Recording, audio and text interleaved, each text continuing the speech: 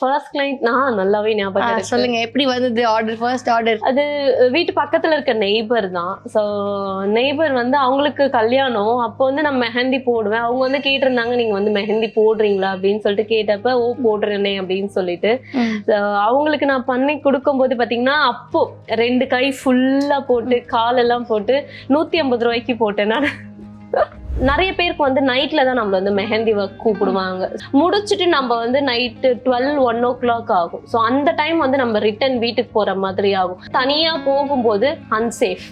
அந்த மாதிரி இன்சிடென்ட்ஸ் எனக்கு ஒண்ணு நடந்தது. நானும் என்னோட அசிஸ்டன்ட்டும் வந்து 2 வீலர்ல வந்துட்டு இருக்கும்போது நியர் குன்றத்தூர் கிட்ட வந்து 2 பைக்ல 4 பசங்க எங்க பைக்கை வந்து ஃபாலோ பண்ண ஆரம்பிச்சுட்டாங்க. ரொம்ப பயந்துட்டோம் நாங்க. வண்டியில வந்து பெட்ரோலும் இல்ல. அனுராதா மேம் வந்து ரொம்ப நாளா அவங்க வந்து என்ன மெஹந்தி கூப்பிட்டுட்டே இருந்தாங்க. நான் வந்து ரொம்ப ஆசைப்பட்டுட்டே இருந்தேன், அவங்க வந்து எப்ப கூப்பிடுவாங்க என்ன அப்படின்னு ஆசைப்பட்டுட்டே இருக்கும்போது, அப்பா இறந்த 2வது நாள் அவங்க கூப்பிட்ட உடனே எனக்கு வந்து என்ன சொல்றதுன்னே தெரியல. அப்பா வந்து அடிக்கடி சொல்லுவாரு, என் பொண்ணு நான் தவறுந்து பெத்துக்கிட்டேன்ட்டு. அவளுடைய இழப்பு எனக்கு ரொம்ப கஷ்டமாயிடுச்சு. பாஸ்ட் ஒரு 1 month வந்து அப்பாவை அப்படியே கையிலேயே வச்சுட்டு இருந்துட்டு அது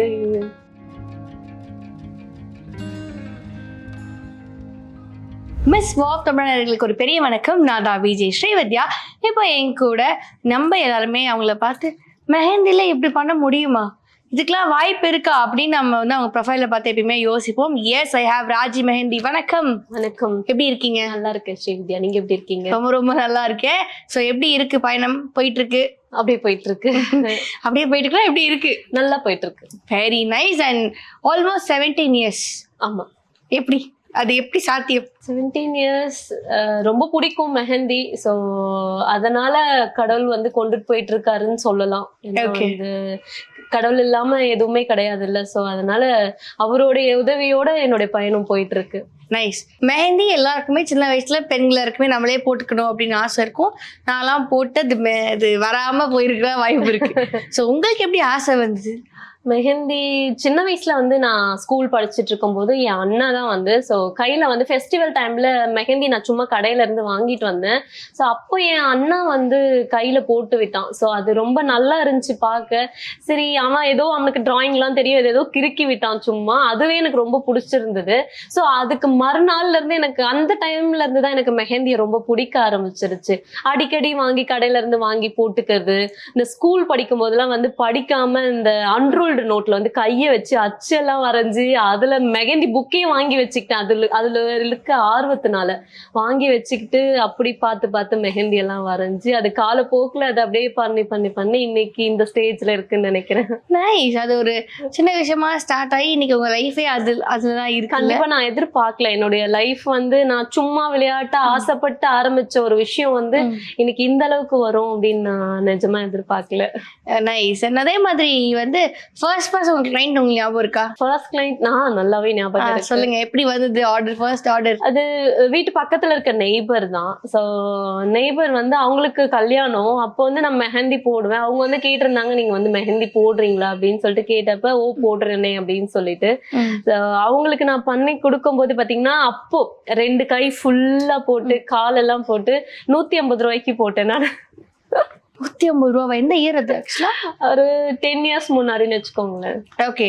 மேபி 2012-10 கூட இருக்கும்னு நினைக்கிறேன். 14 years back. Okay, 14 years back. Okay, 14 years back. நான் வந்து 2010 நான் முதல் மெஹந்தில ஏர்ன் பண்ண அமௌண்ட் வந்து 150 rupees. அந்த இதுதான். ஓகே, ஞாபகம் இருக்கா? அந்த எப்படி சினாரியோ இருந்தது அதெல்லாம் ஞாபகம் இருக்கா? நல்லாவே ஞாபகம் இருக்கு. அப்பெல்லாம் எனக்கு வந்து மெஹந்தியை போட தெரியாது, சும்மா தான் போடுவேன். ஸோ ஏதோ கிறுக்கி விடுவேன் நான் சும்மா. எப்ப பார்த்தாலும் வந்து அந்த ஹம்ஸ் டிசைன்ஸ் போட்டிருக்கிறது, மேங்கோஸ், சின்ன ஃப்ளவர் போடுறது. அப்பெல்லாம் நான் அந்த ஆர்ட் ஒர்க் எல்லாம் பண்ண மாட்டேன்.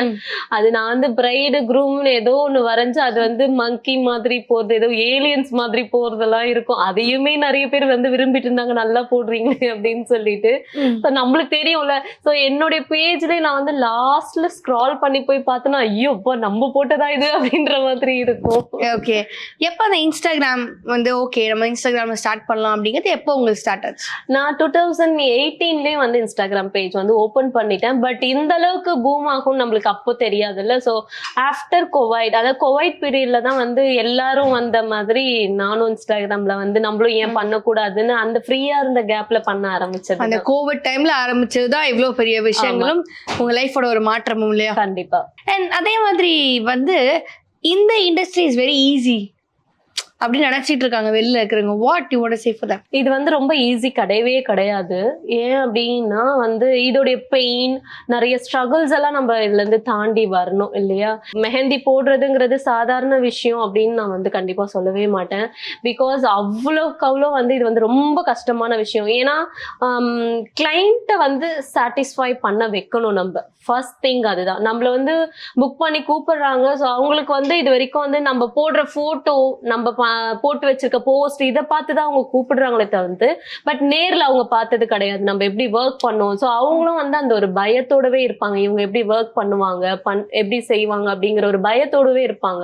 பட் நம்ம போய் அவங்க சாட்டிஸ்ஃபை ஆகுற மாதிரி நம்ம ஒர்க்கை கொடுக்கணும் அப்படிங்கிற ஒரு பயம் நமக்குள்ள ஒவ்வொரு கிளைண்ட் கிட்ட. நான் இவ்வளோ வந்து ஃபேம் ஆயிட்டேன், லைக் இவ்வளோ வந்து மெஹந்தி இந்த அளவுக்கு ஆர்ட் ஒர்க் பண்றேன், ஸ்டில் இப்போவுமே எனக்குள்ள அந்த ஒரு பயம் இருக்கும். ஓகே, அவங்களுக்கு வந்து நம்ம வந்து பெர்ஃபெக்டான ஒர்க் பண்ணி கொடுக்கணும் அப்படின்ற ஒரு பயம் கண்டிப்பா இருக்கும். ஓகே. ஸோ நிறைய, அதாவது நெக் பெயினா இருக்கட்டும், ஹிப் பெயின், இந்த மாதிரி எல்லா பெயின்களையும் தாண்டி தான் நம்ம இந்த ஒர்க்கே அவங்களுக்கு கொடுக்குறோம். அவங்களோட பிக் டேவை சந்தோஷப்படுத்த நம்ம வந்து நிறைய விஷயங்களை கஷ்டப்பட்டு அவங்களுக்கு சந்தோஷத்தை கொடுக்குறோம். கரெக்ட். அண்ட் இப்போ நீங்க சொன்ன மாதிரி என்ன மாதிரி ஸ்ட்ரகிள்ஸ் இருக்கு? இப்போ பெயின் இதெல்லாம் தாண்டி what are struggles behind this? Struggles அப்படின்னு பார்க்கும்போது இப்போ நான் இல்லாம நிறைய மெஹந்தி ஆர்டிஸ்ட், நான் இன்க்ளூடிங் மீ. ஸோ என்ன ஆகுது அப்படின்னா நிறைய பேருக்கு வந்து நைட்ல தான் நம்மள வந்து மெஹந்தி ஒர்க் கூப்பிடுவாங்க. ஸோ சில பேர் வந்து நைட்டே நம்ம வச்சுட்டு தூங்கிடலாம் அப்படின்னு சொல்லிட்டு முடிச்சுட்டு நம்ம வந்து நைட்டு 12-1 o'clock ஆகும். ஸோ அந்த டைம் வந்து நம்ம ரிட்டர்ன் வீட்டுக்கு போற மாதிரி ஆகும். ஸோ அப்படி சில மெஹந்தி ஆர்டிஸ்ட் வந்து தனியா போகும்போது அன்சேஃப், அந்த மாதிரி இன்சிடென்ட்ஸ் எனக்கு ஒண்ணு நடந்தது. பாண்டியன் ஸ்டோர் கண்ணன் அவங்களுடைய சிஸ்டருக்கும் நம்ம தான் வந்து ஒர்க் பண்ணியிருந்தோம். ஸோ அவங்க வெட்டிங் அப்ப மெஹந்தி முடிச்சு நானும் என் அசிஸ்டன்ட்டும், அப்ப வந்து நான் கார் வாங்கல. ஸோ 2-wheeler தான், நான் ஃபுல் அண்ட் ஃபுல் 2-wheelerல தான். சென்னைக்குள்ள எந்த சிட்டி போகணும்னா கூட 2-wheelerல தான் போவேன். ஸோ அன்னைக்குன்னு பார்த்து நான் என்னன்னா சிட்டிக்குள்ள வராம பைபாஸ் எடுத்துட்டேன். ஸோ அப்போ வந்து 2-wheelerல நானும் என்னோட அசிஸ்டன்ட்டும் வந்து 2-wheelerல வந்துட்டு இருக்கும்போது நியர் குன்றத்தூர் கிட்ட வந்து 2 பைக்ல 4 பசங்க எங்க பைக்கை வந்து ஃபாலோ பண்ண ஆரம்பிச்சுட்டாங்க. ரொம்ப பயந்துட்டோம் நாங்க. ரொம்ப பயந்துட்டு, நான் பயந்தது இல்லாம என்ன நம்பி ஒரு பொண்ணு இருக்கு, அவளை சேஃப் பண்ணணும் அப்படிங்கிற ஒரு மைண்ட் மட்டும் தான் எனக்குள்ள இருந்தது. வண்டியில வந்து பெட்ரோலும் இல்லை. நான் ரொம்ப ரைஸ் பண்ணா வண்டி நின்னுடும். ஃபுல்லா காடு மாதிரி இருக்கு ரோடு. சோ அது எப்படி நம்ம பண்ண போறோன்ற ஒரு பயங்கரமான ஒரு பயமே வந்துருச்சு எனக்கு.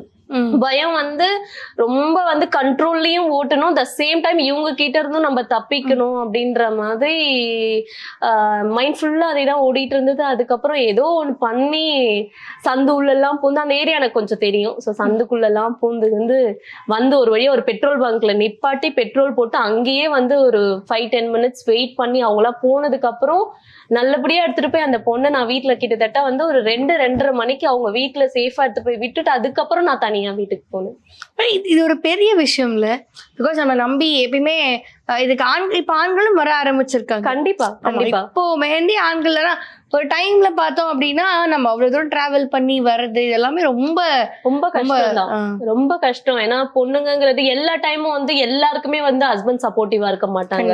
எல்லாருக்குமே வந்து வீட்டுல இருந்து பேரண்ட்ஸோ இல்ல ஹஸ்பண்ட்ஸோ வந்து கூட எனி டைம் அவங்க கூடவே ஒர்க் பண்றப்ப வரமாட்டாங்க. ஒரு சில பேருக்கு தான் வருவாங்க, பட் எல்லா பர்சன்ஸ்க்கும் வர மாட்டாங்க.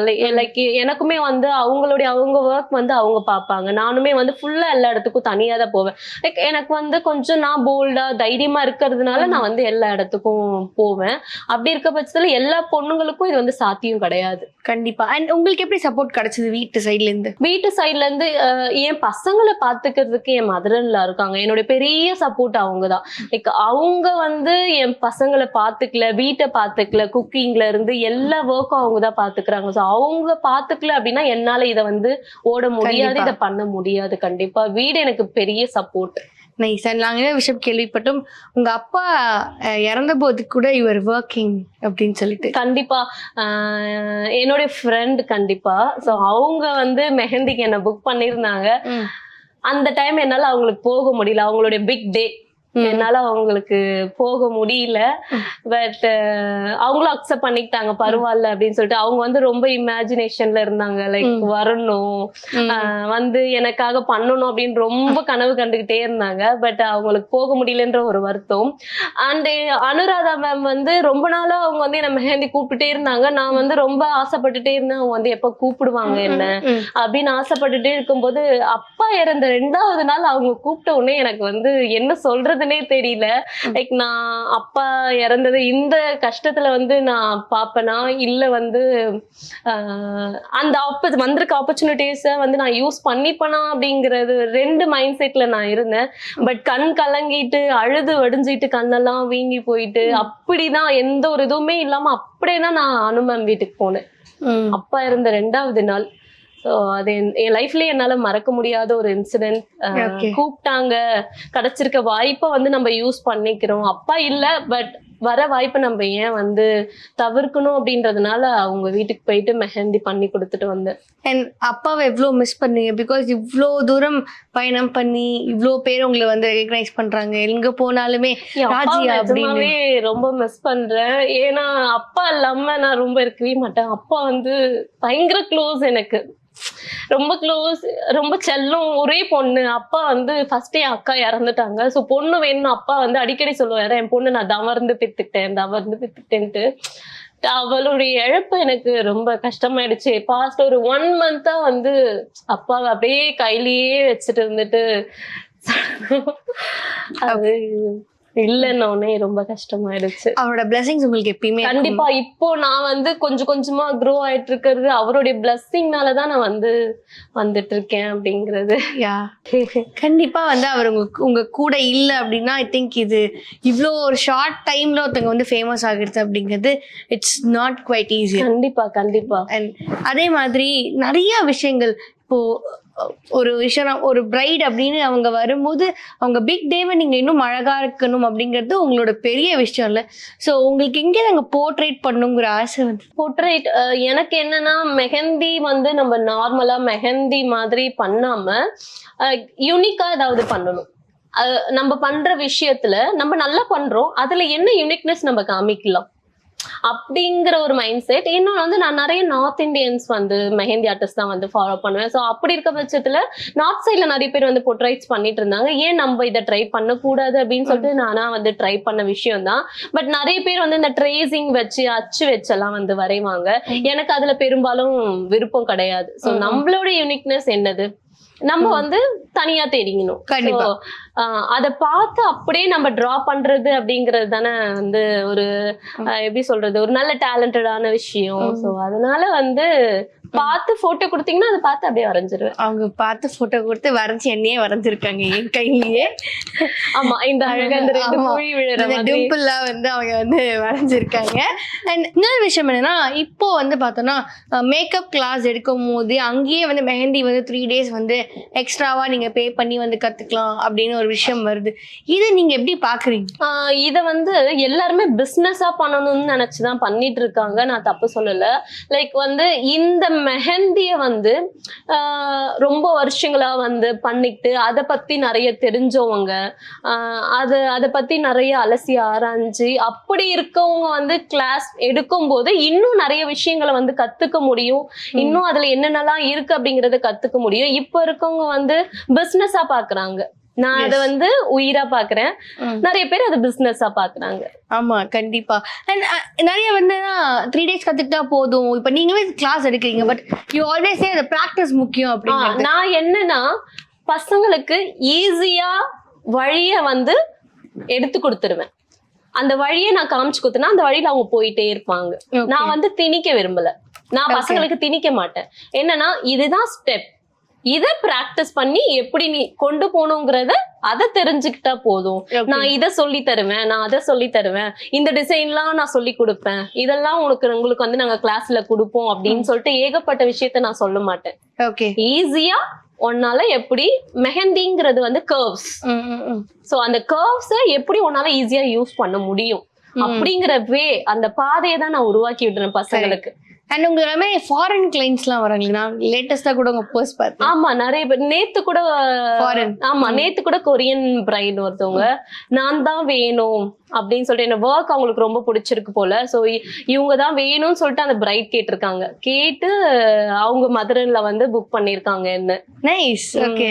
So, சோ நிறைய யுஎஸ் பிரைட்ஸும் இருக்காங்க. யுஎஸ்ல எனக்கு லாஸ்ட் இயர்லாம் பாத்தீங்கன்னா எல்லா பிரைட்ஸும், அதாவது ஒரு கிட்டத்தட்ட ஒரு 50-60 பிரைட்ஸ் வந்து யுஎஸ் பிரைட்ஸ் தான். ஓகே. சோ அங்க இருக்கவங்க நிறைய பேர் வந்து பார்த்து இங்க வந்து கல்யாணம் பண்ணிக்கிறாங்க. நைஸ். அண்ட் இன்னொரு விஷயமும் வந்து சொல்றாங்க, மெஹந்தி என்ன இந்த முகூர்த்தம் டைம்ல தான், சீசன் எல்லாம் அவங்க என்ன பண்ண போறாங்க, இது அவங்களுக்கு வருமானமே இருக்காது அப்படின்னு ஒரு விஷயம் சொல்றாங்க. What is your answer for that? நிறைய பேர் பர்த்டே பார்ட்டிஸ் பண்ணிக்கிறாங்க. பர்த்டேக்கு வந்து அதே பேர் வந்து முகூர்த்தம் இல்லாத டைம்ல வந்து கிளாஸஸ் நாங்க எடுப்போம். ஓகே. கிளாஸஸ் எடுப்போம். அந்த டைம் வந்து எங்களுக்கு வந்து எங்களை நாங்க அப்டேட் பண்ணிக்கிற டைம். ஓகே. கரெக்ட். அப்டேட் பண்ணிக்கலாம் நாங்க. ஆனா என்னன்னா மெஹந்தி ஆர்டிஸ்டா இருக்கட்டும், மேக்கப் ஆர்டிஸ்ட் ஆகட்டும், முகூர்த்த நாளை தவிர்த்து எங்களுக்கு ஒர்க் கிடையாது.